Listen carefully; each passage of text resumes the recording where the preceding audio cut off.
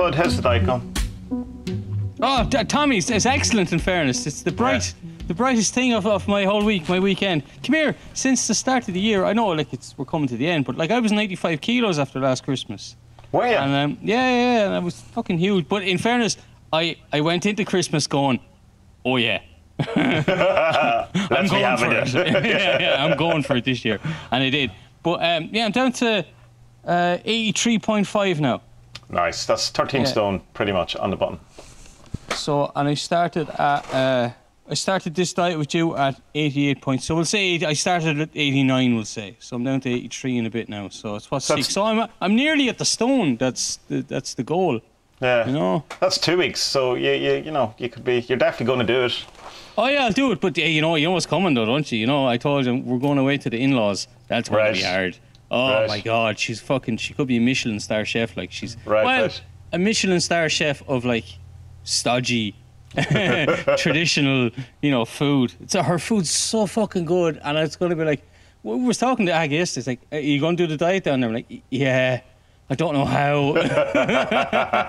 I just have to leave the house. You can do kind of an augmented version of it where you literally just eat one massive 6,000 calorie meal. yeah. That's probably what's going on. I just have to avoid breakfast because her breakfasts, in fairness, her breakfasts aren't that good because Polish breakfasts traditionally aren't very good anymore or appealing. It's sandwiches, and it's just like a buffet with bread, so meats, cheeses, sausages, yada yada yada. So I never really liked them anyway. It's a bit heavy for me. It's a bit continental breakfast kind of thing. It is, but meatier. You know? Okay. Like far meatier. Come here, you're looking slimmer too. Oh, thank you very much.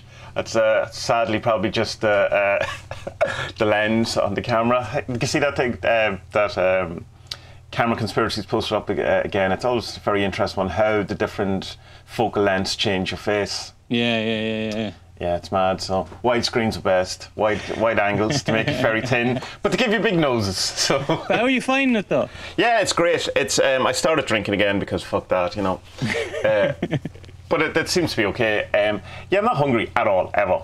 Yeah, the hunger's gone. Yeah, absolutely. And I'm not. I don't have. I'm in better form anyway, but it's just I'm back taking 5-HTP as well, so that could have an effect on it. But overall, yeah, pretty good. I don't feel as I'm a 65-year-old man anymore. 59, 58 kind of thing. Except for the racism, obviously. Obviously, yes. No, my shaky fist. My sleeping has gone to the dogs though. Like the last 2 nights, you have this little counter that you can press in the morning, or little buttons on it, and you can see how long you've slept and how many times you woke up. Oh, right, yeah. So over the last 2 nights, I think I've got 7 hours was one night and 6.5 was the other night, which is a little less than I should be getting, but it's not too bad. But the problem is, on both nights, I've woken up 12 times per hour for those nights. So like I'm not sleeping at all, and I think it's because of the limoncello. Limoncello. No, it's the way. No, I actually haven't been drinking this week. The first week I drank. This week only once because my brother had a baby, so we wet the head and we got hammered that night. In fairness, even bought stuff on the internet, idiot. And that's how drunk I was. I bought stuff on the internet. Just go. Anything interesting? Anything you'd like to share? No, God, no, just a fucking jacket. And jacket. Yeah, boring. Okay. Living the dream. yeah. I gotta get drunk to have the courage to fucking spend money now. What do you call it? Yeah, so I think it's the weight loss is affecting the pressure I have in the mask. So I'm gonna have to play around with that and sort it out, because today I'm in decent form. Yesterday was Old Spud. Like Old Spud was back, Tommy. They're just angry, just death to everyone. I wanted to rain down hellfire and brimstone and just death upon the whole planet. It was horrible. I hated myself. I tried to hide behind the laptop away from everyone else, but like, because I'm so cool and fun, everyone wants to hang out with me. And it's just yesterday was. And was that a hangover to catch the trigger, or what was it? No, there was no hangovers. It's just from not sleeping. I think I had some bad dreams as well.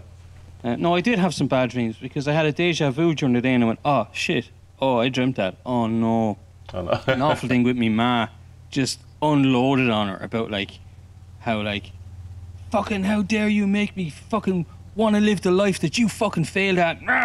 All this kind of mad shit, and felt great in the dream, but then like, woke up and went, oh God, what was it all about? No, mommy issues. No, I'm too old for this. I'm too old for this. But you're not. Of course not. No, but sure, like you were saying as well. Like I spent a lot of the weekend with Carl Jung, and that's just after brightening me up, because like, I don't know, for the third or fourth week in a row now, I'm going to bring up the ego thing, because I've been really struggling with what this ego thing is and connected with the crossing the abyss and all that. And I think Jung's kind of method of the individuation fits this kind of thing much better. Like, just watching a couple of videos of his and reading a bit about it, like, it's very telemic. Really, really, like, there's all this, like, following their bliss, like Joe Campbell, but kind of a bit like that, and a bit about, like, true will, like the Crowley stuff. Like, okay, there's no, like, jizz gargling or anything like that. Well, I don't know. It was definitely one for the ladies. Young, he'd met in the fair. So, he used to bring along his fancy woman to like to evening dinners with his wife and stuff. It's fucking mad. So yeah, I think there's that stuff about how the ego is just this part of you that you actually need to have to make sense of the rest of the world, or the rest of everything in you. So like, you have your shadow, and you need to work with the shadow and integrate it, but not go fucking Stalin on it or Hitler. Don't go too far. But you're allowed to be aggressive, just don't get angry at everyone, but you can be aggressive in how you, how you take on new challenges or something like that, instead of saying, but there is a need to be aggressive at times. If someone's coming at you with a knife, you have to be aggressive, exactly. But I think that's the thing we kind of lose with this kind of insistence on getting, killing the ego, man, is that you have to be like this kind of hippie, turn the other cheek, and it kind of leads you into kind of a receptive state of the world happens at you. You know what I mean? And I don't think that. I mean, who am I? I don't think that's it. I don't think that's. No, but that's it's exactly what I've been struggling with as well. It's that like what you read about this killing the ego is that you're supposed to be a blank slate and you're totally zen, and whatever happens, your kid could fall down off the ladder and break 2 arms, break his neck, and end up being a paraplegic. But you're like, that's how it is. Such is life, and that's bollocks. Like, So with the Carl Jung thing, the individuation, it's just that, right? You have your persona, you have your ego, you have your shadow, you have the inner consciousness, you have the outer consciousness. And they all kind of come together, and you need to pick your battles between them all and try and meld them into one. And when you do meld them into one, which is rare, I think, from reading this, like when you do get all that together, then you become the person you're supposed to be, which is exactly like Crowley stuff. Yeah. True will and all that. It all sounds so easy, doesn't it? No, it doesn't. No, but like, this has been wrecking my head for 3 weeks, but now I think I see a way out of it, Yeah. Which means I'm fucked now, because I'm going to have to spend 10 years fucking studying Carl Jung. and still not know anything at the end. Yeah, it's like, what the fuck is he talking about? Yeah. So, I don't know. Let's see. He's cool though. I mean, I like him because he's just a different way of thinking of about the brain and about how it all works, Yeah, I think it's really, because like, I think he's kind of using esoteric or mystical or whatever all this woo-woo stuff is. He's using that. Oh yeah, shadow work. Shadow work's important. It's only one bit of it, really. Yeah. You know what I mean? There's a lot of the other stuff as well. It's like, I think the persona and the ego stuff is more interesting than just the shadow, because the shadow is like, okay, think about what's the worst thing about you, think about what's the best thing about you, because the worst thing will have good aspects that you should draw upon. Yeah. But like the persona thing is that like, oh well, we all play different roles wherever we are. Ah, okay, that's interesting. Yeah. So yeah, I think some people focus on that bit of it too much, and synchronicities. Yeah, okay, cool, but like there's far more to it than that. Sure, yeah. And it's like, I suppose it's kind of watered down an awful lot of what he said, into kind of, oh, it's magic, and it's well, yeah, but it's not, like, it's and it's not all just, I suppose, the like when people say, "Oh no, sink." I mean, it's like he didn't believe that everything that happened, every coincidence was a, you know. Yeah. It's the personally meaningful bit that people tend to forget about. You know. Plus, as well, there's the whole archetypes thing. Like at the beginning, he only had 4 archetypes. That was it. Like, right. I mean, isn't there like there's a woman on Book Depository has a thing like 70 archetype cards or some tarot archetypes or whatever. The dog, the mammy. So, you know, I think his was the trickster, the hero, and 2 others. I don't remember what they were, to be honest. But that's what he started with. You know, and then I suppose it gets up to 11 at some point. I think it's up to 11. Yeah, that's right. Turn it up to 11. Good one. So I think I'm going to be spending a lot more time with him and Joe Campbell as well. Which is good, because you learn. Joe Campbell's easier to absorb from him, because I know we were talking about it on Discord earlier, that you were saying that you want to kind of hang out with people talking about Young rather than Young himself. Yeah. Whereas with Joe Campbell, you can hang out with Joe Campbell because he's just kind of, you know, you go, all right, thanks, Dad. Yeah. Thanks for sharing that. Granddad Joe. Young's a bit, I don't know, harder to get into. It's not really, because you can read like his books and you can understand the words, most of them, you know, because he does make up some words, and you can kind of go, right, okay, and then you come out and you think the next day, go, what was that about? Which is the same, like with any Nietzsche would be similar. It's that, okay, you can read Nietzsche, but like, do you really know what's going on? Yeah. Like, you're better off reading the book that's about that book. Yeah, or at least at the beginning anyway, like until you and then go back. Because I did read Aeon or Ion, whatever way you want to pronounce that. No, I remember when the Urbo Boyos were going through it. Right, I read through it. And I mean, like, yeah, grand. But then I was kind of thinking that, well, I'm kind of absorbing what they think the book is about too, so I have to be careful of that as well. But it's interesting. It's like you're going into it kind of like, this is stuff that, you know, clinical psychologists, psychoanalysts study. You know what I mean? We're laymen. You know what I mean? We just have a hobby that's interest in the woo.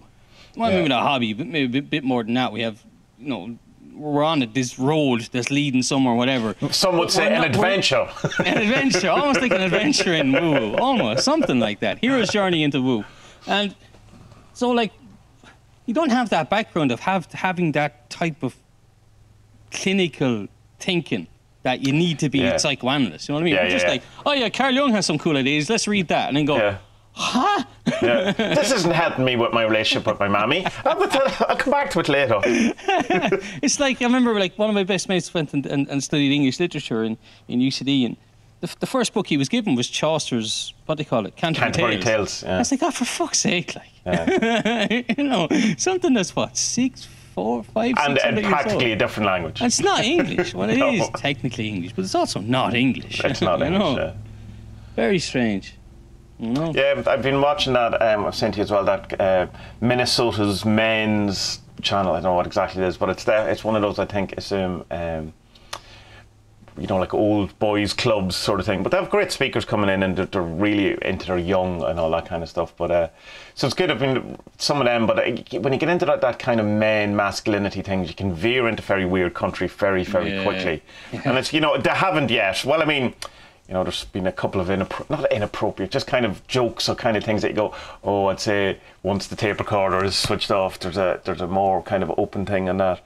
But it's good because it's that thing. It's other people talking about these ideas and kind of explaining it and stuff, rather than, you know, kind of the cold textbook of some young stuff. I mean, of course, you have the Red Book, which is like far from a textbook and all that kind of stuff, but it's difficult in a very completely different and opposing way. But, I was watching your man Foolish Fish had a video about it, and he was saying that he thinks that the Red Book will be remembered like the Book of Kells is remembered now, kind of thing. Right. Oh, it's a big statement, you know. There's the Black Book is coming out now as well, another kind of similar big tome that they're putting together. That, you know, Young said, please never publish this, so he died and then started publishing it. I was reading a good article about the Red one. They were saying that, like, yeah, we didn't really know what to do with it, because he didn't say we couldn't publish it, but he didn't say not to publish it. But he didn't say to publish it. But he wrote an epilogue, which means that he thought someone was going to read it. Yeah, he might have thought the family was going to read it. I think the fucking whatever, couple of 100,000 people that have it now. Hardly 1 million people have it. But like, yeah, it's a strange one. Like, the Red Book looks interesting, but like, it looks interesting. Like something you might pick up and just go, yeah, no, that's mad. That's that. Yeah. I have the reader's edition without the actual art. as I look at it on the shelf, because I just, all the books I buy and all that thing, it's 250 quid. It actually went down to 160 quid on Amazon, and I was very tempted.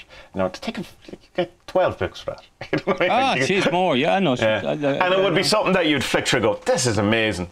Put it back. And then 3 months later, wow. Totally useless. Not going to use this in my life at all. At all. Maybe pull it out and go, just the people visiting. This book was 250 quid. Do you know that? Don't touch it. It stays on the shelf. Put on those gloves there, will you? Don't breathe. Wear a fucking, what do you call it, Corona mask. Yeah. Yeah, so that was my weekend, Tommy. I missed the second half of the Champions League final because I was watching videos on fucking Carl Young. I was like, oh, well, Jesus, that tells you all about where your life is. The first half was very, very good. The second half, not so much. Right. So it was a good choice. I that's what I'm telling myself. Right. Yeah. So my final, I assume it's my final eye update. Oh. Yeah, my eyes. I've finally got it. It's sorted. I'm happy. I can read. Everything's fine. All good, yeah. So it was just the whole thing was down to them getting your prescription wrong all the time? Yes and no. There's a thing that happens, well, ostensibly yes, but that if when you see you've been straining or because I probably needed glasses a long time ago, but I just assumed, well, this is what eyesight is. Yeah. When you get 14 times or a magazine and you go, oh, that font's really, really, too small. They should do something about that, rather than going, oh, maybe I should get my eyes checked. So when you get glasses or whatever, there's a tendency that your eye can kind of relax, and then when it doesn't have the strain, that it can, it can be better or worse or whatever. So then when I got my eyes retested, it had kind of got slightly better. But it was just kind of that whole thing of that, the kind of the kind of difficulty was in that I can read without my glasses. It's just not comfortable. So when I do an eye test, I can read the bottom line, or I can work out what the bottom line is without my glasses. And that's kind of, I think, the thing where I sort of went, well, I can read it, but can you make it nice? And so it's getting it to the nice kind of stage. But when I got the glasses then on, they were really quick as well, because I rang him that morning. He said, leave them in. And then about an hour and a half later, said, collect your glasses. Now, all right, thanks. And I put them on, and immediately I was going, oh, this is much better. But there was still kind of the glowiness to the text. But then by the next day, that was gone completely. Sound. So I think, it's a combination as well. I definitely have dry eye that I have to keep on top of and keep the stupid drops going in and all that. But I read 3 200-page graphic novels this week, which and I've started that Buddhist magic book, and I got a new Kindle Fire, the big one, the 10-inch one.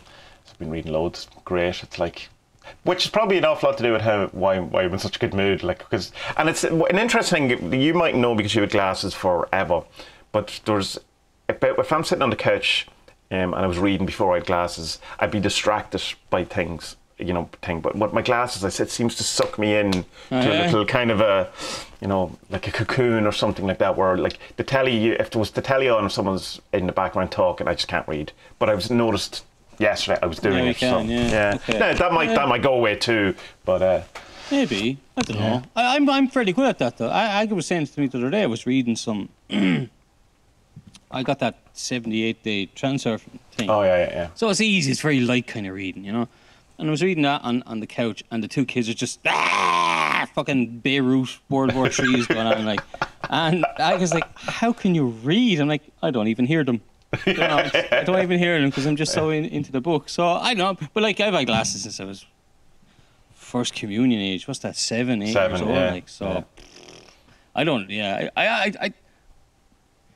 I have to think about it to remember what life was like without my glasses. Yeah, I can't. Because my mum's the same. She had glasses very young, and her eyes did get kind of progressively worse over time. But she's no kind of conception of not having wear glasses to the point that she looks like a different person when you take your glasses off. Because my nephews will go, no, Nana, come in here, leave your glasses on.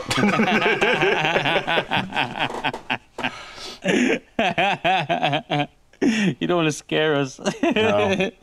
But and even these, whatever it is, because he upped the magnification, that's it, and I think he went back to the original astigmatism fix. I don't know, whatever. I always think of astigmatism as stigmata. There's some sort of Jesus connection to it. But they're easier to clean as well, and they don't seem to get, because I reckon I was obviously just touching my other glasses all the time, just for God's sake, can't see. But these ones, like, you know, it's back to what you were saying, like you kind of clean them. I hardly ever clean mine. Like the odd time I wake up in the morning, put them on, and go ugh. But like every week. So I think that's kind of the test of have you the right glasses when, you know, you're not kind of looking at, there's a speck, you know, you're comfortable. And that whole thing, and it was great because I was reading the Buddhist magic book, which I didn't get far into because it's just technology is weird, because when you get used to reading, like say with a Kindle or something like that, then when you put on a light in the bedroom, it looks like, you know, you've done that big Bono thing from Rattling Home where you have the huge big light, you're shining round, and you know, and wives don't tend to like that. No. So it's the actual Buddhist magic book I have to read during the day, not like, you know, can't read at night. Most of my reading I do at night, but it's like being able to get lost in the sentence rather than being aware of the fact that you're reading. It's been months since I had that. Yeah, of course. Yeah, what's that Buddhism book that the lads talk about, Chapman and Barford? What's that called? Oh, which one? Any number? Oh God, I think you even sent it to me. I might have it on my book depository. Shobo Genzo, the Zen one, is it? No. Oh no, I know what you're on about. Mastering the Core Teachings of the Buddha. That's Daniel the one. Ingram. You've probably read that, yeah? Yeah, that's probably the best book on meditation you'll ever come across. Apart from, I'm just looking at my shelf, beside it is The Mind Illuminated, which is equally good. It's kind of, they're very similar books and they chart out the kind of progressive meditation, but one is very much using the Buddhist terminology, which is the Daniel Ingram one, whereas The Mind Illuminated is doing the same charting out territory in slightly more layman terms. Really good books. I would advise, everyone should read the Daniel Ingram book. It's really good. Yeah, and he has a free audiobook version on his website and a free version PDF of the first version. What do you call that? Yeah, first version. Yeah, obviously this is, you know, version 2 or the updated version, revised edition. Which is kind of, and he has a great section on his website about magic as well. That kind of a short essay, just talking about dropping in kind of magic things. Yeah, so explain that to me. How does magic and Buddhism match up together? Well, in Buddhism, according to the very small amount of the book that I've read so far, is there has been a history of magic and kind of thing like that hasn't been kind of allowed to be spread or known because it doesn't fit in with the kind of analytical, rational Buddhist kind of ideals that we as Westerners demand that they have. But I mean, in Tibetan Buddhism, but like Western tradition has that as well, because it's like, okay, like the Bible's full of magic, but don't talk about it. No, that's not magic. That's a miracle. Okay. But yeah, and Tibetan Buddhism seems to allow a bit more of the kind of magical thinking. It's just kind of like the Catholicism of Buddhism, or at least that's my kind of understanding of it. They have a lot more, the saints, they have a lot more kind of rituals, healing rituals, they have healing, they have sexual abuse. Well, I know, that's probably likely, isn't it, in any of these kind of fraternities. Although it had nothing come out. The only thing that really came out about, there used to be, or there was a Buddhist kind of sect that used to murder people. So that was, you know, like these were killer Buddhists. So, you know, which is, kind of seems a bit odd, being that, you know, harm, you know, don't harm anyone. There's some war going on somewhere that no one ever talks about, whereas Buddhists and Hindus are knocking the shite out of each other on a daily basis. But yeah. See, that's the thing when people go, oh, religion. No, it's people's the problem. People. Yeah. That's the problem. Yeah. There was a good meme on Facebook yesterday, just someone, you know, a stupid photo of someone putting their hands up in the air and just going, where's all the terrorism gone? No, where's all the terrorism Where gone? is all that concentrated terrorism that's completely not here to show? So come back to me. Explain more of this Buddhist magic then. Yeah, so they had divination systems, they had healing kind of systems, they had, you know, all the stuff that we have in magic. You know, you have the binding, all this kind of stuff. And definitely the Tibetan Buddhism has the rituals after death, you know, where they hang out with the dead body. I think it's 40 days.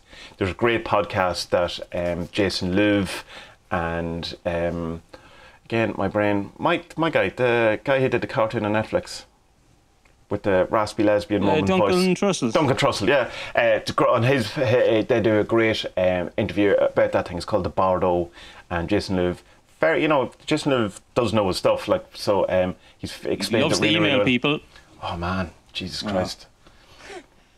The new thing is up. I didn't even look at the first one, Jason. Stop emailing me. But he's really good in Duncan Trussell, actually. He's probably better as a guest than he is as a host, I think, maybe, although he has had some interesting conversations on his own podcast. So yeah, it's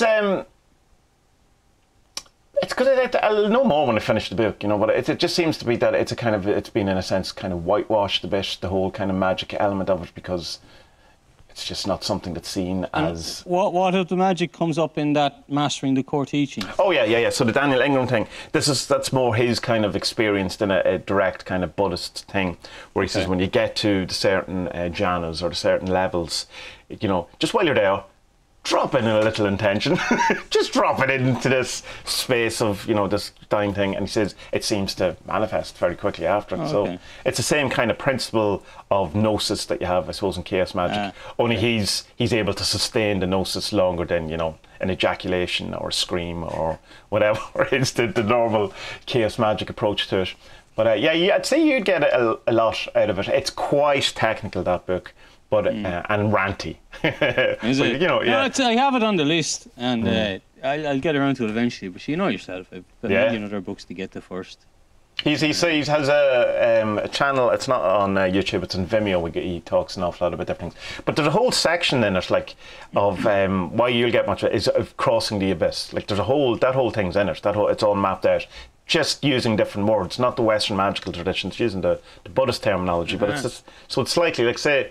Whatever, there's 10 in the AA, the neophyte to the... Oh, yeah. The grades, yeah. Yeah, so, but, there's a similar one in different kind of Buddhist lineages, but they're not 10, there could be 12, could be 8, but it's people who've done it, who've just kind of separated into different type things, but there's still the same marking points or signposts along the way. You're at this point when this happens. This is when this is the type of meditation you're having. This is where you're at. You know what I mean? And the Mind Illuminated does that quite as well, which is really annoying because it's 10 levels, whatever, and I'm firmly at the beginning of 2.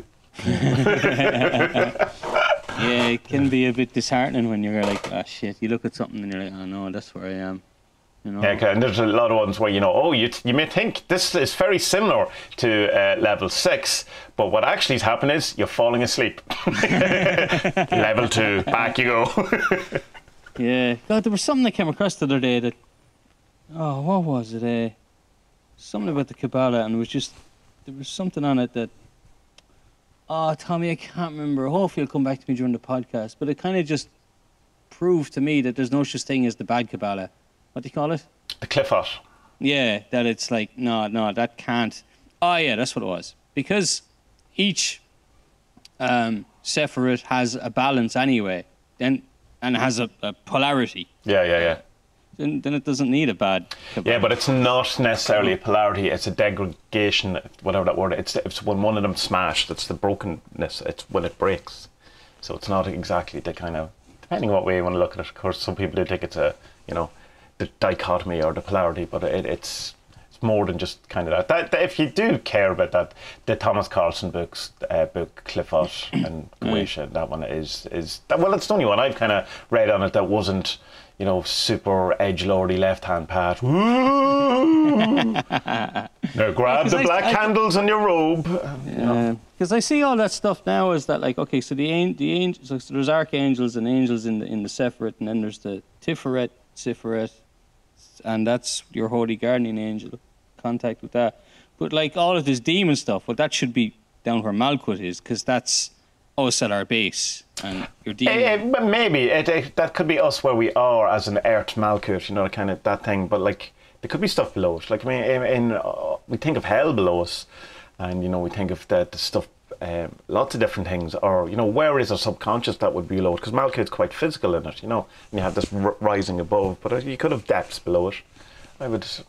Yeah, but it's how many trees of life are there really? There's that. I know, but isn't there 10 Sephiroths within every Sephiroth, which has then 10 Sephiroths within every? Yeah. So there's too many, but that's the way I see it. Is just right. Your demon, any demon, is just kind of a bad personality trait. So if there's 72 angels and 72 demons, then the demons are come out at the worst, and they're kind of like pendulums, right? Yeah, They feed on, or they manifest when you're at your basest, when you're at your malcut. So I'm hungry, you know. That's and you get hangry, you get angry. That's a fucking demon coming out, or whatever. You know, that's the way I look at it. But the higher consciousness things are angels, I suppose. And I suppose it's potentiality, though, isn't it? That you have a potentiality of being the highest good of whatever angels represented. So that's, you know, that's above and away from you. Yeah. But you have to have the potentiality of being the lowest of the low. And most people never ever get there in the same way they never get to the top bits or whatever. But it's like, I mean, it's again, it's come back to saying it's a map. You know, it's like if you look at it too much, it's going to fall apart. You know what I mean? It's like, well, some people say it isn't because they say the Kabbalah is perfect. Who am I to argue with them? But the map's not the territory, as you know, is so repeated over and over again in many different things, and you just have to be aware of that. It's like when it stops being useful to you, then, you know, find a better map or a different map. But the Kabbalah seems very useful for you at the minute. So absolutely. You know, I think that's a great map, you know. For sure. But like, it's not like, but most of the writers in that Hermetic tradition, they're like, look, this is a map or a guide, but they're all interwoven and connected with each other. And that last book I had, the Kabbalistic Tarot, that has an image on the front of a 3D model of it, which makes much more sense than just because people look at a map and they think, okay, do that to get from A to B to B to C to C to D, and it's not like that. It's just everything is connected. Because like at one moment, you can be up at the top and have a blissful moment of non-duality, oneness with the whole world. That's the top. That's as far as you can go. But then, like, you know, 10 minutes later, you can be raging angry and because of something. Yeah, and if you have a child, then that's definitely your life is the highs and lows. Look, man, seconds it can change. There are fuck all of these esoteric writers who have ever had children or know anything about them. Even Crowley, he had the biggest. I'm not talking to them. I'm reading these books going, yeah, fuck you, man. You never had to deal with kids. No way, like. The transurfing thing and who's the other fella, Sad Guru. Yeah. Watching him the other day, it was like how to deal with teenagers. And it's like, what, you don't have a fucking clue. You haven't a clue. Well, unless it turns out like he's like 48 kids or something like that. I don't know. Which would equal, you know, not surprising either. It's just ridiculous. In fairness, it's like a priest telling you about sex, isn't it? Like the Catholic priest is an expert in sex. I was reading or marriage. In the Living Telema book, that it did do it quite well, and it said that, look, you as a person have no right to instill your values and goals on another human being, unless it's a child. And then it's, you know, your duty. Because you have to bring up the child until they're old enough to know for themselves, kind of thing, you know. Because it's hard, man. It's not like, I mean, I have a young one, like, we thought it was all going great, and she was like, no, her terrible twos, they're nothing compared to the first one. But so instead, she heard us, and she has taken down the rule book, and she has shit on the rule book. And now she's redrafting the rule book. Writing her own, revised and updated. Yeah, writing it in satanic blood curses. And just going, nah, fuck all y'all. Dear Daddy, you thought Malkut was as low as it could go. Welcome to the clip-off. And then, like, and this drives the older one mental, because he sees her acting badly, and then he thinks he can get away with more stuff. And it's just like, what the fuck? It's like living in a zoo. No, it's just, like, at least they haven't resorted to throwing shite at each other yet. Yeah. But I say yet, because I presume it's going to happen. I don't know. It's just madness. And you're trying to, like, oh yeah, I want to be enlightened. I want to cross the abyss. I want to do the tree of life, all that. And it's like, stop taking off your nappy, will you? Stop. What do you... Oh, God. Why? That old man is looking at you now. This is awkward. Come on. Oh, and then the dog is trying to shit somewhere, and you're looking for a bag, and you're like, oh my God. And then the other guy's, they want to do Howie. They're looking at can. Oh my God. How am I ever supposed to get enlightened with all this stuff going on? And like, so all these writers, they haven't a clue about children or trying to bring up children. There's no way. Like, I'm gonna have to put this off till they're 18 and move out. You know, I can't possibly cross the abyss until then. Like. Yeah, Spud writes the book, How to be an occultist while raising children. It's one sentence long. Wait till they've moved out. Yeah, the end. Patience. You will learn patience. Yeah. But you know what? I have to say though, since like taking on this adventure in what did you call it, Tommy? Adventure wee wee. Yeah, wee wee. I am better with them. Definitely better with them because I have a bit more inner peace now. You know. Not as I know. I love coming on here and doing the rants with you, but you know as well, I'm playing it up. Oh, mostly. Sure. Well, mostly. Mostly. So it's good to have a laugh, and I think I enjoy being with them a lot more than I did before. You know what I mean? I'm not very maternal at all, but I'm kind of becoming a bit more trying to be a bit more anyway. You know. Because they're only young once. A couple of years' time, they're not going to be around. Like, they're going to be like, oh, God, there's my dad. Oh, he's so gay.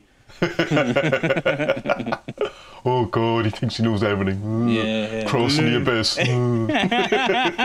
With his angel fucking Egypt. Yeah, he believes in angels. And magic. He thinks he's Gandalf. I had something the other day. I was walking the dog, and I was like, oh, geez, the next time I'm home, like, thinking about what me and you can do.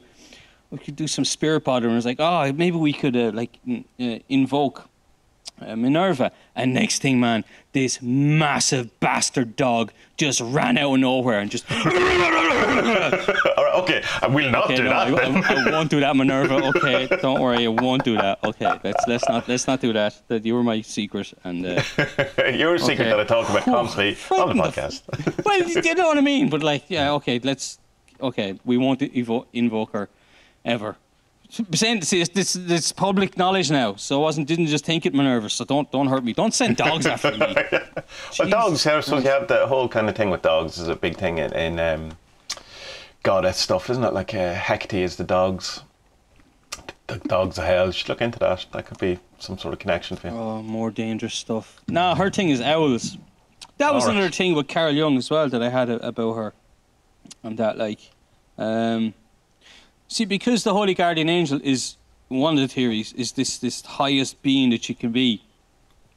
Well, with the Carl Jung stuff is that, well, you don't really know the person that you want to be until you take back all these onion layers. But like, if you have contact with the Holy Guardian Angel, then you know what that goal is. You know what I mean? Yeah. So it's like, okay, well then that's my goal, to be Minerva. Why did Minerva or this entity take on the guise of a Roman goddess? Okay. Yeah.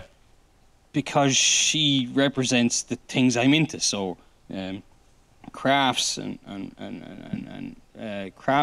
writing, poetry was her thing.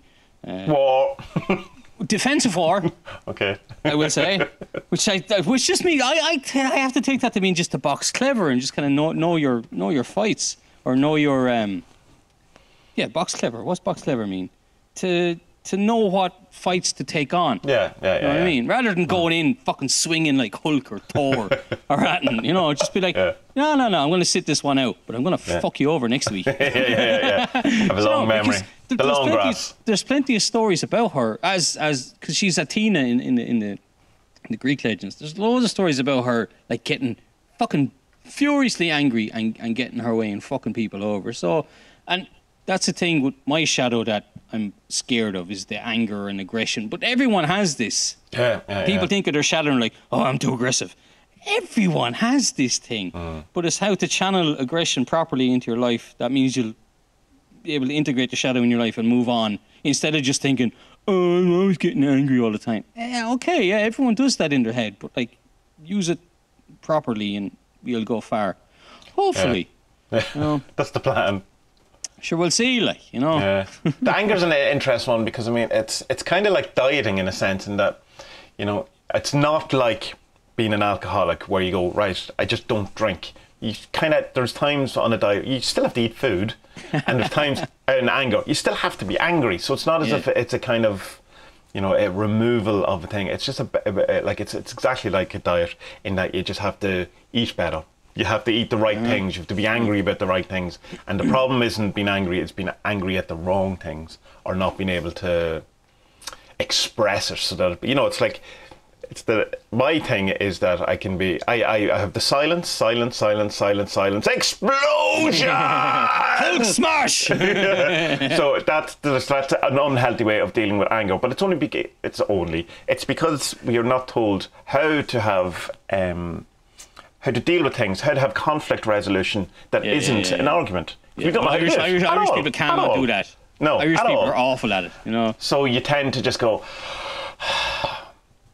3 or 4 times till I just can't take this anymore. Do you know what? I think that here in Poland people are really good at that, and in Italy as well, because people just speak their mind. Yeah. They don't, and it's not like, and no one is going to get offended unless there's swear words or horrible language used in it. People don't get it, but in Ireland, like, you just innuendo about innuendo about innuendo about innuendo. You know, it's the most passive-aggressive country you will ever meet in your life. For sure. Yeah. It's a weird way of doing things. But I only see that because I've moved away, and like it only clicked a while ago. You know, and because at first I had this thing. So Polish people are very aggressive. It's not aggressive. It's just they don't say do what that they're game. thinking. They don't do the pussy shit that we do. You know, I'm very careful with my swear words this week, Tommy. I know, Thanks very much. YouTube and our new. I don't even like it, but I don't. Not that I don't like it. I don't agree with it, but it's by not using that certain C word it means I don't have to edit this. So there you go. So it's just in my own interest of laziness. Right, 41, 27, 28, Jesus, 29. we done 40 minutes. Fucking hell. Right, let's do this thing. So this week, I don't want this just to be, I suppose, a kind of a documentary review show, which is fine if it is. Maybe we'll do a book like we used to. But it's like all of these things are kind of just as a starting point to get the conversation going. So the documentary that we watched is This Is Not a Conspiracy Theory. But I think what I want to talk about is more the general idea of rudderlessness and conspiracy rather than it being a thing. But obviously we're going to talk about the documentary.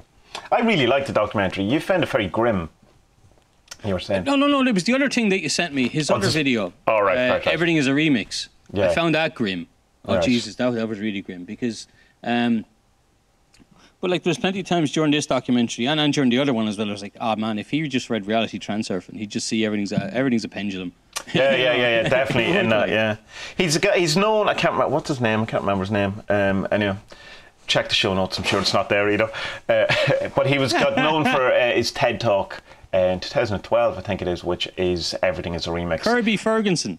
So it's where his idea, which is very true. He talks about how literally everything is just an iteration of another thing, and that's how art works, and that's how And he brings out some Bob Dylan songs that are copies of other songs, but that's music, and it's particularly blues music. And jazz used to be a thing where you'd start with the melody of another song, and that would begin the journey of the new song, and it was fine. People were okay with the first line of the song being the song, a different song. There was no kind of hey, that's my song. Until Led Zeppelin came and says, we'll have all of those songs. Thanks very much. All of them. And they're mine. All mine now. Smart. Yeah. But the remix one, okay, that's fine. But it's like, why is he getting this? What did people not know this already? Because like everything, it's like reality transurfing, he says it as well. It's like, we can only rebuild from the bricks of the houses that have already been built. Oh, well, his problem is that it's illegal. Like that, he says it should. Like as far as my gathering is that we should see this is what art is and stop suing each other to give over this kind of stuff. Okay, that was his thing. Okay, yeah. Sure, everything is a remix because like even Isaac Newton was like, what was the quote? I can only do what I do because I stand on the shoulders of giants who went before me. So like even back then he was like, I can only do this because lads 100 years ago knew what they were doing. Yeah, I mean, and it's very true. Like, unless you're someone, I suppose, like the actual, prodigy or like your thing, like when you pull out and you're a Leonardo da Vinci, where you do literally just, But even he had a teacher, an art teacher. What I mean? Yeah. He had I'm sure he hung around with some architects. Could you imagine being Leonardo da Vinci's teacher? Be just like, oh Jesus Christ, he's so much better than me. Yeah. I see that like anytime you see like a boxing coach. Or a UFC coach or anything like that. Not that I watch much of it, or boxing a bit. Like they're getting these team talks at the end of each round. And it's like, You're not out there, man. You're not fighting him. Shut the fuck up and give me the water. Give me the drugs, the secret drugs. Just give me them. I'm getting smashed in the face here, and you're like, yeah, your defense. You need a better defense. Oh, really? Honestly. Will you try and stop being hit so much? What am I paying you for? Obviously, it works though. So anyway, this is not a conspiracy theory. It's originally. He seems to be working on it since about 2014, and it was an episodic, which it still is in its final form, but it's in one kind of batch. It's like 7 episodes which had different kind of ideas or different themes around it. And its general thing is that we, as a race of people, we kind of employ magical thinking to kind of make ourselves feel safer or to try and understand the world a bit better. Which he says, for the most part, is fine, it's mostly harmless, but when it's not, it's what leads to certain, which leads to this kind of conspiracy theory, this looking for an external reason or external control or, I suppose, reasons for why life is the way it is, because it's too horrifying to realise that life is just probably random and rudderless all of these random. Things. Yeah. And it's that, like, we have this thing that we're the best. All animals look for patterns because they want to find food or shelter or whatever. But we're the best at it. But we put too many patterns together and come up with the wrong thing, conclusions. And I think, and it's not to say in being that his kind of thing is that he's debunking conspiracy theories. It's not saying that people don't conspire to do shitty things, and he's definitely makes that point of he lists a load of things that did happen, and that it is. But remember, a conspiracy, we conspire to make a podcast every week. That's conspiracy. That's what it is. But it's more pointing at the overall, the big, the meta conspiracy of the secret rulers of the world. They are in control. They're doing this to us. It's the enemy. It's essentially, as far as I'm concerned, it's the equivalent of Satan. It's that idea of this satanic figure. And I mean, even call it that kind of thing. Some of these, in the New World Order circles, they certainly have it as, there's the, Satan's on his throne, or, the new Antichrist, all of that, that Antichrist figure. And it's kind of that... It's just that kind of mask or that plaster that you want to put over the fact. It's this thing, and it's very, very, we all do it. When you hear something bad has happened to someone, you immediately try and work out how it was their fault. And the reason why we do that is because we want to know that won't happen to us, that we can in some way avoid it, and that it's not just he happened to be a great person who got stabbed outside of the cinema or whatever it is, because, he just happened to be there. So, no, we must have done something, because then that won't happen to me. And we don't like the idea of wrong place, wrong time for we like to have reason, and we like to have understanding. And he lays a lot of the blame at and our holy saint Rupert Sheldrake does as well on the scientific method, and he blames.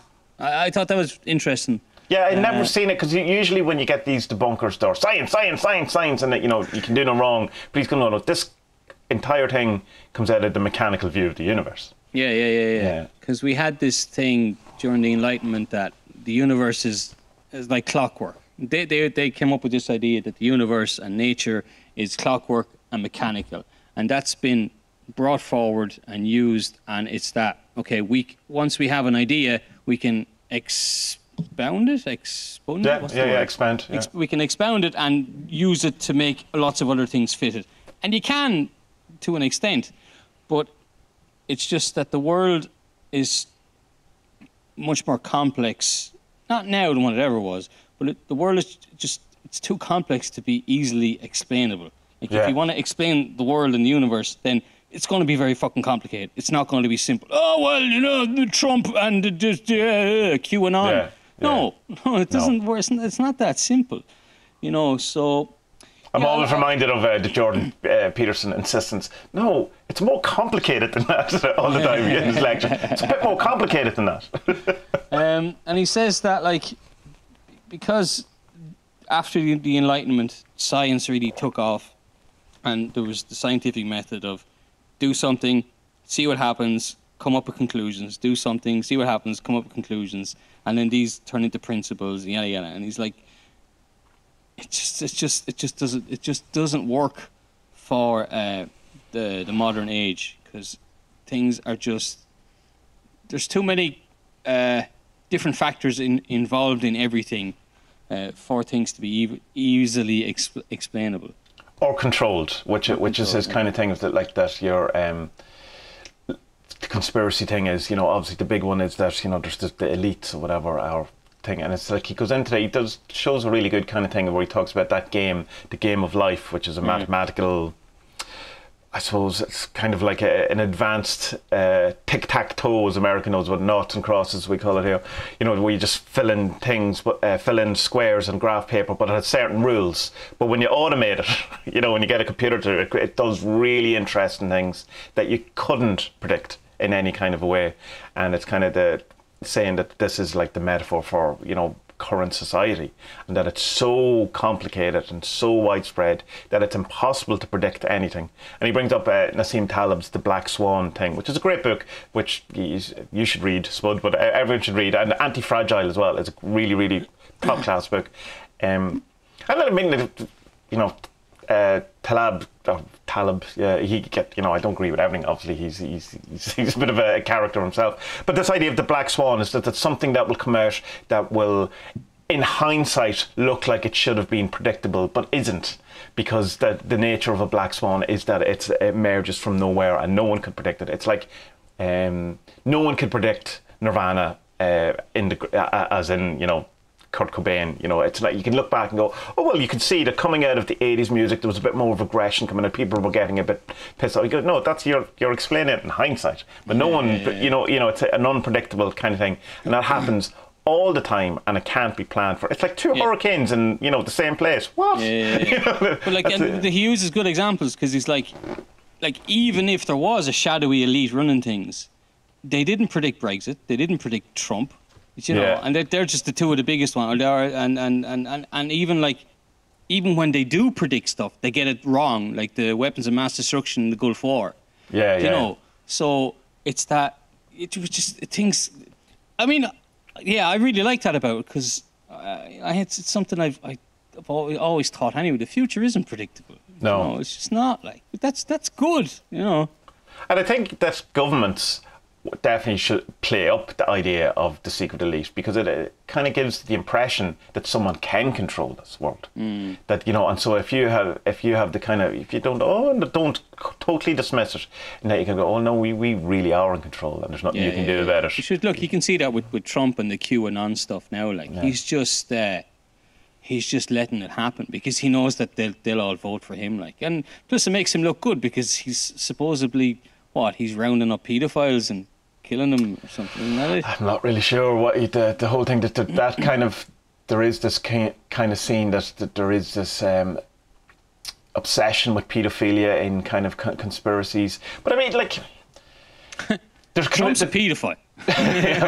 Okay. And that is the end of the podcast on YouTube.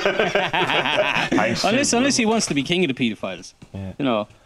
But I mean, there was talking about like Pizzagate and stuff like that, where it's just like people putting all of these things together. But the problem, I suppose, with all that is there is paedophilia, and we've seen that there's massive paedophilia in the Catholic Church, for instance. So, like, you know, established paedophilia and networks and all of this kind of stuff. And you've Jeffrey Epstein, which definitely that's the thing that happened. It's, you know, a horrifying thing.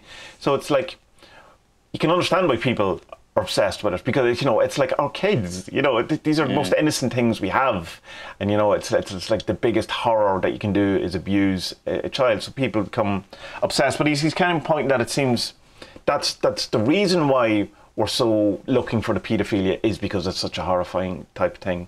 But I don't know, I mean, that's, you know, one of these conspiracies that may be true, that there is a lot of paedophilia. It seems to be the case.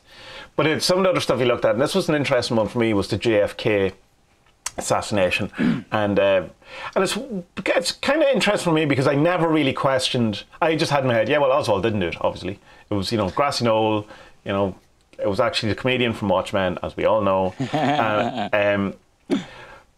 well, you know, and it just kind of in my mind had kind of settled that argument. No, that's conspiracy. There's something CIA, mob, Castro, something going on there, you know. But then it's like kind of going, well, if you actually look at some of the evidence, which, you know, whatever. Yeah, I'm not going to argue whether it's valid or not. The Warren report, and then the kind of, you know, the response to the magic bullet theory was that if you actually put the people in the right place in the car, you know, it's a straight line. It's not this thing. And the fact that, you know, the back into the left thing is an interesting one because it's so ingrained in our heads. You know, back into the left, it's even, you know... I said it to you, didn't I? Yeah, everyone said, you know, it's just a thing we all know, and it's in Seinfeld, it's in The Simpsons, it's in loads of things. But everything's in The Simpsons because they predicted everything. but it was posthumously after JFK. But it's kind of going, well, the thing is that, number one, people don't do that when they're shot. That's not what happens. There isn't that kind. They just go down. They just drop. They just drop. Yeah. So it's even if it's odd that even if you shot from the front, as is claimed, that would still be an odd thing for a body to do, and they're saying it's back spasms from going into shock or whatever, which I don't know, I'm not a medical thing, but it's kind of interesting for me that it was something that I never really questioned, you know, and also in the sense of that, like, the red pilledness of it is to believe the official story, you know, like it's kind of that the narrative of the Oswald, you know, being the patsy or whatever is kind of, you know, that's possibly is the fake news, you know, the conspiracy, whereas the real thing is, no, this fucking lunatic shot the president. And look, the world is out of control because a lunatic can shoot the fucking president. Oh no, we can't have that. Conspiracy, please. Elites, CIA, someone. And then you sent me the link saying that the KGB set up the whole thing about the CIA haven't been involved. That all came from them, that was a conspiracy theory that they infiltrated. And that just stinks of Russia, doesn't it? I know, it's that's completely great. Come on, they definitely did that. Let's start some rumours over there, lads, and fuck with them. That's they're still doing that. You know what I mean? And even because I spent a bit of time then on YouTube doing, you know, my YouTube research as the good Karen I am, and it was like just how like conspiracy debunked. Them saying like, oh, the X-rays went missing and all that kind of stuff, and no, they haven't. No, they're not. And they've been checked twice by the family since, and both doctors who did the autopsy said, yeah, he was definitely shot from behind. Yeah, it's something that annoys me about, because I remember we were both on like the Mandela Effect subreddit for a good while. I left it a long time ago, and then there was the other one. Retcon was the other one, and it's just it's very difficult. Like, when people are so set in their ways about they're right or they have an opinion about something. And even if you show them like concrete proof that no, that's sorry, it's not right. Like, and it's not about me winning someone over. Just saying no, like the facts are this kind of thing. That I don't know where I was going with that now, Tommy. Well, like I can go off on a bit just what I think. So what I think is a good thing to apply to that is the fact that, you know, we don't seem to want to have our knowledge checked or our ideas checked or whatever. Yeah.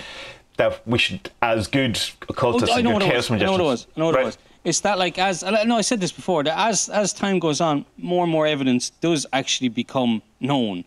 Yeah. Because, you know, people might have an old 8mm film that they didn't ever want to get done, and then the grandkids who inherit it get it done, and it's like, oh, it's new evidence. And people, yeah, well, it wasn't like that in the 60s. Well, no, because, like, you know, that the whole thing about history is that as more time goes by, we learn more about the past. Yeah. Do you not get that? Yeah. You know, and they don't. Because they're just stuck with this. No, this happened. This is the way it happened. Yeah, well, maybe it's not. Like. Yeah, and it's like that thing of. I've noticed at certain times myself, like say a video will come up or a podcast or a book or whatever, and I just know because I just know he's going to say something that is not what I want to hear, or so I like kind of ignore it. And then when I catch myself, I make sure I watch it. You know what I mean? So because I you know, that was what my point is. As like, say a good chaos magician or an occultist, that you should deliberately challenge your cherished beliefs and your things by listening to the enemy, in a sense, or by going the complete opposite way. You know, if you, like, listen to Dawkins, like me, you don't have to agree with him or whatever at the end of it, but you shouldn't be afraid to read his book, or you shouldn't, you know, and sometimes, I'm not saying all the time, that people won't read Dawkins' book because they don't want their magic thinking challenged. And I think you can only come out of reading the opposition in a better place, because if it challenged your beliefs and you are convinced otherwise, good, you've learned something, you're a better person, move on. If you've read something and it hasn't changed your belief, good, no, you've more ammunition, and you're wider read. But they're just kind of going, oh, I just know Dawkins, whatever. I mean, I hate the man, but I've read his book, you know what I mean, and I've listened. I spent, like, I really enjoy Christopher Hitchens. I think he's great. Like, he's a problematic person, obviously, but he's a great debater. And I mean, there's a great skill in that, and and I can find that enjoyable. Whether I agree with what and I can guarantee you he could debate something he didn't agree and win. Oh, of course, definitely. I very much presume that he did that many times. I'd say so, yeah. Just to fuck with people. But sure, even like who's big at the minute, like that Ben Shapiro guy, like. You can be listening to him and going, his poor wife. Poor wife, yeah. You can be listening to him and just going, that makes sense. And then, 10 minutes later when you reflect on it, no, what the fuck was I thinking? But it's just, he's so good at and articulate in his arguments that you just find yourself, like if he should have probably been not a priest, a rabbi. He's Jewish, isn't he? He should have went down that line of thinking because he's a good preacher. That's one thing I found at the end of this film. I found it got a bit too preachy. But before we get to that, though, they start to mention that in the time frame we're kind of in now is about the 70s and 80s with the coming back to the JFK thing, because it was such a fucking huge thing all around the world that it was a conspiracy. It wasn't a conspiracy. It was. It wasn't. It was. It wasn't. And this is the birth of conspiracy theorists, that it comes from JFK, like that. Yeah. And then it goes on then to like this kind of culminates in where we are now with like flat Earth, and which is kind of gone by now. Okay, but we're not as big as it was a few years ago. But the Illuminati is still the big one. The shadowy elite. And so I went to. There's a Robert Anton Wilson video, and it's just Robert Anton Wilson talks about the Illuminati, and it's really good. And he explains why he used the Illuminati in his Illuminatus books. And he comes to the conclusion at the end. Look, I don't think the Illuminati still exists. It's not for me to say. But there are secret societies like the Illuminati who still exist. But he doesn't mean our present idea of the Illuminati shadowy figure. It's the 18th century German Weishaupt or whatever it's stonemasons. Stonemasons? Freemasons. Stonemasons. who keep the metric system down? We do. But like, and then he gives the example of the Molly Malones, who I'd never heard of. Right. Or Molly Maguires. Is it Molly Maguires, who were an Irish secret society who were part of the ancient order of the Hibernians, who I had heard of. Yeah, because there's an AOH hall in every town. And they were just like, a bit like, I mean, when I had been doing my old Iona Institute videos, it's a bit like the groups these guys are in. They're not that shadowy groups. They're just groups of businessmen who are like, right, you scratch my back, I'll scratch yours. And instead of me going to the local mechanic, I know you're a mechanic now, so I'll go to you. Yeah. That's all these secret societies ever were really at the beginning, Okay, they got into ritual and stuff like that, but that's just for shits and giggles, like. Well, it would seem some of it. Not all, because it's like there's definitely stuff to the rituals, so it's not. But I do know what you mean, and an awful lot of the Masons, say, for instance, which are probably the most famous of it, don't ever get to that bit. Like there's the guy who's the newsreader on RTE, and I can't remember his name, and they did a program about him. He's in the Masons, and he's 10th degree, whatever it is, goes up to 33, and he says, no, I'm happy, that's it, I'm just here for the crack. I loved, coming out, having me night out, doing the charity work, blah blah blah, all that stuff's fine, and I'd say that most of them are like that. I'd say so too. I'd say there's very few of them go on to the very highest order, but she even like, no, well, they can't anyway, because they have to wait till someone dies. There's only a certain amount of But just even like I'm looking at telema stuff, and like probably for me in the whole tree of life working, telema is probably the closest thing that I would identify with. But you're not an asshole, so you can't be a telema. That's a prerequisite. I've no interest in doing the exams or the thing because like you don't need to, because the two things telema wants you to do is, number one is HGA, and number two is cross the abyss. That's all it is. That's it. True will is in crossing the abyss. So You know, isn't a man of 40 years, nearly 40 years old, and I still don't know what I want to be? Oh, when I'm tall, I want to be a fire engine, Tommy. That's my dream too. How dare you steal? That's awful. But then again, maybe that's my journey. Is that I'm just going to be, you know, fairly good at many things. Yeah, but here's the thing, though, like, because we kind of have this. It's been bred into us with the ideas like true will and follow your bliss and all that. That it's one thing for your entire life. It might be, could be doing documentaries for 2 years.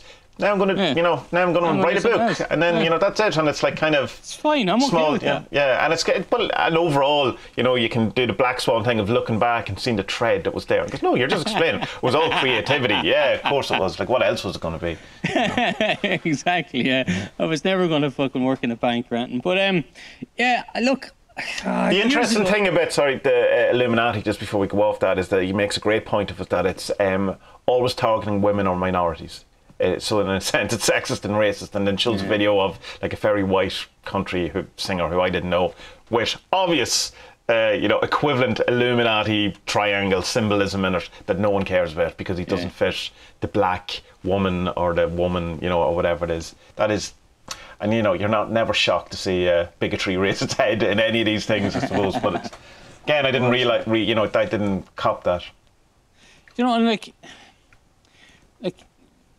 Not anymore, but like I used to love the odd conspiracy theory, and we've all done it. You know, gone down a rabbit hole on YouTube and just getting convinced that, oh my God, like they know about the aliens, and like that's the aliens invented microwaves, and now we all have microwave ovens. And I'm never fucking using one. No way, man. I don't trust that shit. Like, and you know, you do fall into it, but it's just that He says something interesting, is that conspiracy theories make us more distrustful of everything and everyone, because we're led down a path that if we believe in this conspiracy theory, it's going to reveal a truth to us. But when we get down to the end of it, it never reveals the truth. Never. So it makes us more distrustful. We're distrustful of the government because we think the government is lying to us. And then we also think that the conspiracy theorist community that we're involved with in this JFK or aliens or whatever, then it turns out they don't know the truth either. So who can we trust? And you know, just trusting no one and hating everything, and it's just, it's a bad way to be. But you know, like you said earlier, like there have been massive conspiracies, you know, huge ones, but the truth does eventually come out. It's just you have to outlive the bastards, you know. Great statement by a guy. He was I don't know, he's some sort of lawyer or some sort of guy, top-ranking guy in America, who was investigating JFK, and he wrote a book about it. And he says, there's only one way to keep a secret between three people, and that's if two of them are dead. It's like he shows a bit of the 9/11 Loose Change film, which I was a big fan of. Yeah, so was I. Hook, line and sinker, bought into that, you know. And to be honest, I still kind of think that, you know, not all is right there, but there's just too many people involved for that level of planning for it to not come out.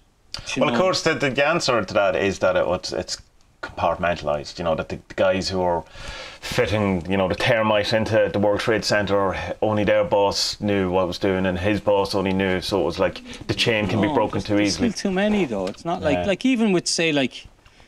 Okay, so it's done in like cells, like with the IRA and stuff. It's still like the IRA was very, very easily infiltrated, and the secrets were known. You know what I mean? So like, if 9/11 was this massive conspiracy that the government was involved in and set up, we'd fucking know by now. Yeah, you know? But like the passports found on the ground, I find it impossible to believe. It's just not. But it's like, who in their right mind would go, you know what we do? We just throw the passports on the ground. Passports down. It'll be fine. Oh, yeah, they'll believe that. Ha! Really? They're going to be... Okay, all right. Oh, but didn't two of them turn up alive a couple of years later? Anyway? But I mean, that's incidental to the whole point. Yeah, but it's not. It's not the other thing that I don't like. I suppose that, and this year in particular has really kind of pushed it to me. Is that everything is a conspiracy? Literally every single fucking thing. They get people, you know, that there's nothing that isn't seen as a conspiracy, and that there's no way out of that, because that's a trap. Like, that's an absolute trap. Because if you have, why didn't the government plan for a pandemic? It's a conspiracy. They want us all to die. Government does something. Why the government doing something? It's taking away my freedom. What if you were in a pandemic, and let's just for the sake of argument say it's actually happening, and so we should probably work on a vaccine. Oh no, don't work on a vaccine because that's you're trying to control us there. Because we're how are you going to save people? Or we're just going to ignore it, or whatever. I'm being ridiculous, but it's not much ridiculous. Of course. But it is that kind of, you can't see, there's no good news. There's no way out of a total QAnon thing, because everything is conspiracy. And when everything is conspiracy, nothing is real, everything is true, all that stuff. Yeah, I found there were some faults in it, though, because like he oftentimes, I suppose the problem with it is that it's a guy talking into a microphone making statements. Yeah. It's not a conversation. There are no interviews. No, it's all stock footage. And in fairness, done really, really well. It's really well done. It's really well done. The best of those YouTube-style documentaries I've seen. Yeah. Oh, without a shadow of a doubt. Definitely fucking earns points on that. But, like, he just kind of says things and there's no comeback on it. Like, there's one bit that annoyed me, and he said that, like, nobody could see climate change coming. And, like, no, that is totally not true. Like, even during the Industrial Revolution in England, where it all started, they knew climate change was coming because they got those coal spewing, smoke spewing chimneys the fuck out of England and moved them off to the Far East because they knew it was polluting the rivers fairly fucking quickly. So, and just coming out with like statements like that. Oh well, they didn't think. So there are. It's not perfect. You know what I mean? No, and equally grain of salt as you would take. It's like his explanation of the JFK stuff. You go, well, I'm going to have to, if I really care, which I'm not sure I do, I'll have to look that up, because it's just easily kind of brush away. Oh, if you just move the seats, back spasm, everything's fine. You go, well, that could be, and then you can walk away happy. But he doesn't say where that comes from. Or maybe he does, and I missed it. But it's like you still should do your own kind of. Further into my whole thing with that JFK was more that I was just going, I never even thought about the fact that it might be true. Yeah. So like, you sent me a message this morning, and then I realised, I have half an hour left. And literally the next scene in the film was what you were talking about. Right. The JFK stuff. And no, there was 2 books written. One was called Case Closed. Case Closed, the other one. And this was like the nail in the coffin for the JFK conspiracy. Just go, no, impossible. And there was no retort from the conspiracy theorist community saying that, that's wrong. So I don't know. That's really interesting that a drummer kind of cracked that thing, in that there was the 1979 investigation where there was some recording of that led to them saying that there was a conspiracy, but a drummer sat with it for months and went, no, I've worked out that didn't happen at the same time. That's interesting. A good thing. He says, coming up to the end of it, he says, blaming conspiracies, we engage in a war with our fantasies and blame outsiders for inner problems, and habits create rules, and rules create systems. So it's that, like with conspiracy theories, we're really just projecting our fears and worries and whatnot on the world around us, instead of just saying, right, why do I think that? Why do I believe that 5G is bad for us? Why do I think that vaccines called the hairdresser was here faggot today, and they kind of had a bit of a Barney between the hairdresser thinks that autism is caused by vaccines, and the keto diet will cure cancer, and Aga's just like, oh no, okay. So it was an interesting conversation with Aga after. But she looks lovely with her new hair. That's the important thing. Hairdressers are a bit like, I was saying this in my Iona stuff, hairdressers are just like teachers. Like, so many of the Iona people were teachers or are teachers. And it's because they're used to standing in front of people and talking and not being spoken back to. Same here. Hairdressers have fucking scissors. You're not going to question them on what they say to you, because they can kill you. 1, number 2, they'll fuck up your hair. Which is worse than be dead. So hairdressers just get to say the most outlandish things ever, and you just say, okay, autism, okay, keto diet cures cancer, cool, I'll give it a go. But I mean, it's just, have to get the cancer first, so we wait. We're waiting on it. It's just such a simple touching idea. all the wood. Obviously, she said there was something about vitamin C as well. I don't remember. Anyway, but it's such a good way of looking at stuff, and that the problems of the world aren't outside. You know what I mean? It's our reflection of our reaction to the problems, and where's our reactions come from? Okay. To bring everything back to Jung or whatever, is that it comes back from our ego, our persona, our shadow, all this kind of thing. And we have this belief that there's a shadowy elite because we want to have control. You know, we want to have control of ourselves, and we don't have control of ourselves, but we think we should have control of ourselves. So therefore, we project this out to the world and say, no, someone should be pulling the strings. Yeah. Which is nonsense. Fuck it. The world is grand, you know? Yeah. Well, yeah, and it's like it's the Rudderless thing, it's the Alan Moore, but it's like that old thing of like, you would say, oh, someone should do something about that. You know, like your grandmother would say, like who?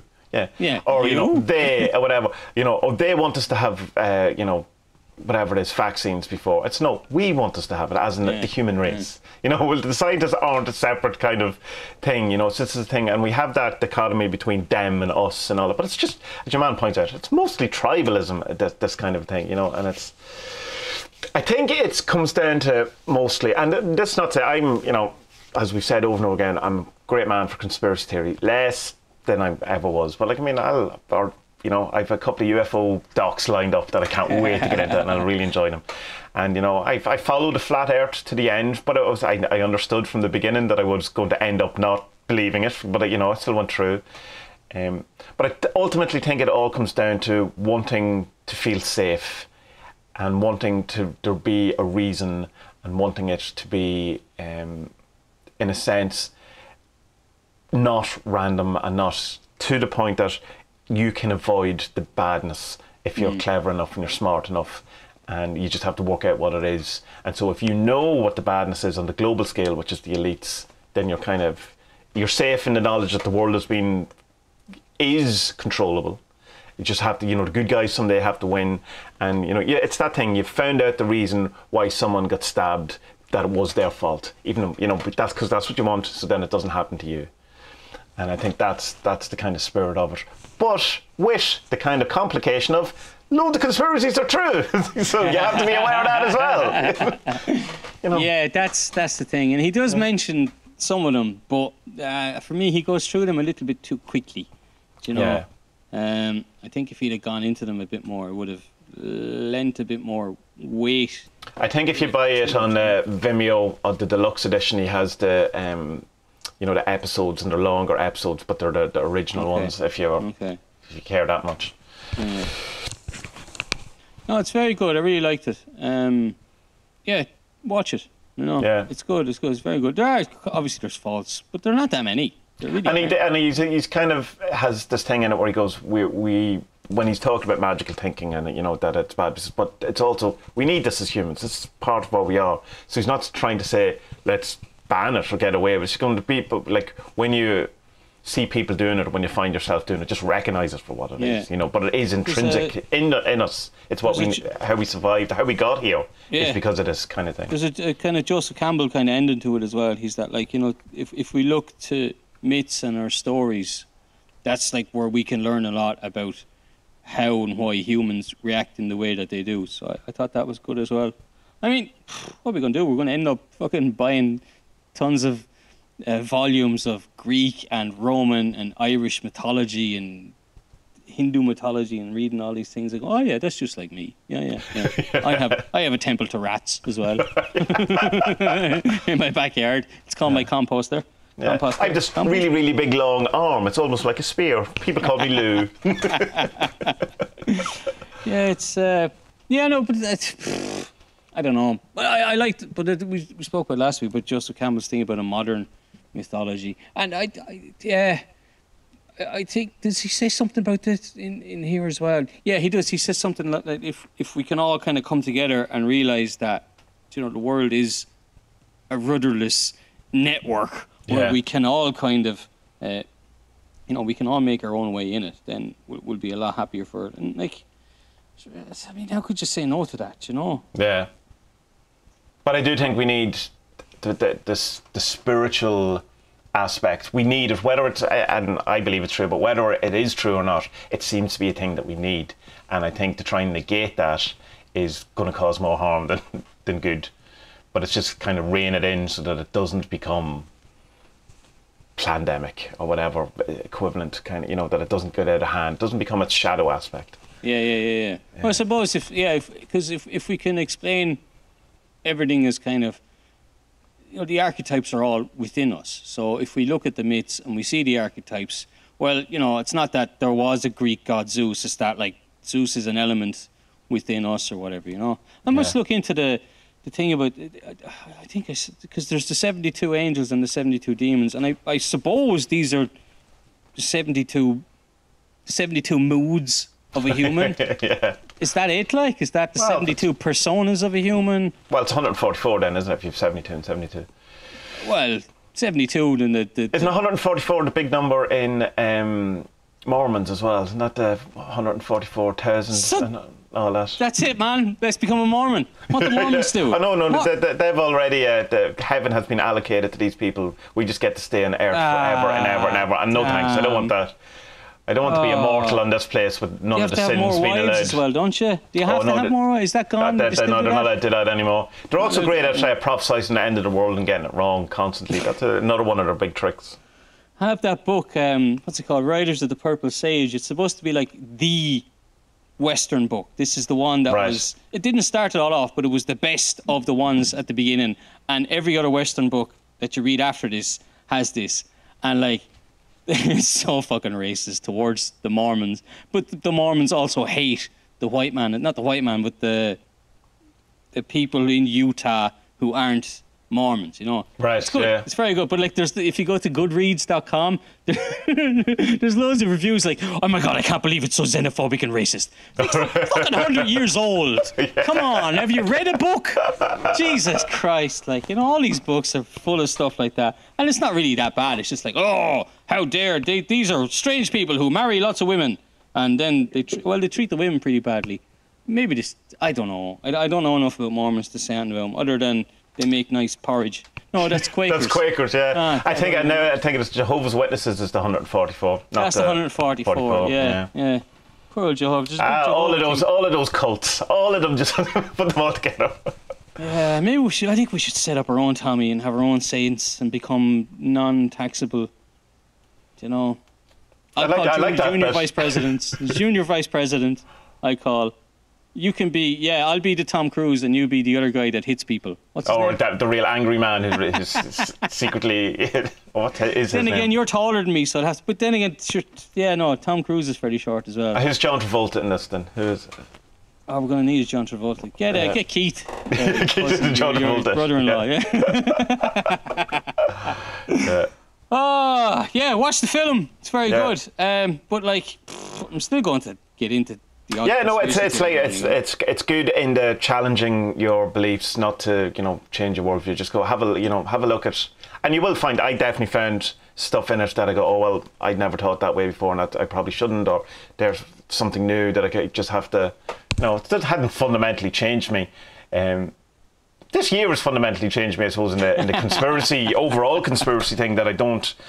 I don't buy it as much, and I don't have that worldview or allow the possibility. But it's an ongoing. I'm pendulum swinging from, very much towards the severe rational, and it'll come back. It'll come back. I don't know if you reckon, but maybe it could just be getting older. It could be because we have a pandemic, but it's just that okay, if there is a shadowy elite. Can I do anything about it? No. Yeah. Okay, so then it's the stoicism thing. Okay, can I do anything about that problem? Yes or no? Yes. No. Okay, then you're fine. Can I do anything about the problem? No. Well, then, sure, it's grand. That's it. That's it, yeah. Ultimately. I think it's a very good way of living. Because even if there is these big, giant conspiracies, what can we do about it? Very fucking little. Unless we all join up and revolt, bring the system all down. Which, actually, I like the sound of that. Bye-bye!